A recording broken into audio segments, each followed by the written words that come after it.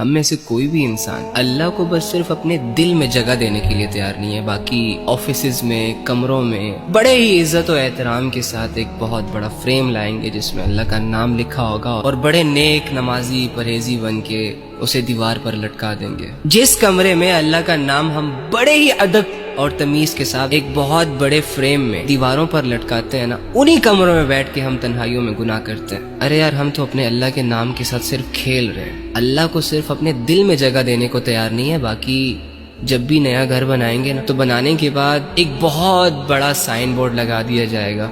ماشاءاللہ، کمرے میں بھی آپ کا اللہ لکھا ہوا ہے، گھر کے باہر بھی اللہ لکھا ہوا ہے، گاڑیوں میں بھی اللہ لکھا ہوا ہے. لیکن دل کی حالت یہ ہے کہ دل اللہ سے خالی ہے، دل اللہ کی معرفت سے خالی ہے، دل اللہ کی محبت کے جذبوں سے خالی ہے. یہ والا بیہیویئر ٹھیک نہیں ہے. وہ دل کے جس کے بارے میں نبی صلی اللہ علیہ وآلہ وسلم فرماتے ہیں کہ آپ کے جسم میں ایک گوشت کا ایک لوتھڑا ہے، اگر وہ ٹھیک ہو گیا تو جسم کے باقی پارٹ بھی ٹھیک ہو جائیں گے، اور وہ دل ہے. تو اگر اس دل میں اللہ آ گیا، اگر یہ دل جس طرح دنیا سے جڑا ہے، جس طرح دنیا کے لوگوں سے جڑا ہے، عزت و شہرت و دولتوں سے جڑا ہے، اگر دل کے کنیکشنز اللہ سے جڑ گئے، اگر دل میں اللہ کی یاد آ گئی، آپ وہ لذت فیل کریں گے جو ہر مومن کے ساتھ سوٹ کرتی ہے. آپ وہ سکون، وہ اطمینان اپنے دلوں میں فیل کریں گے کہ جس کے مل جانے کے بعد انسان کی زندگی بالکل سیٹسفائیڈ ہو جاتی ہے.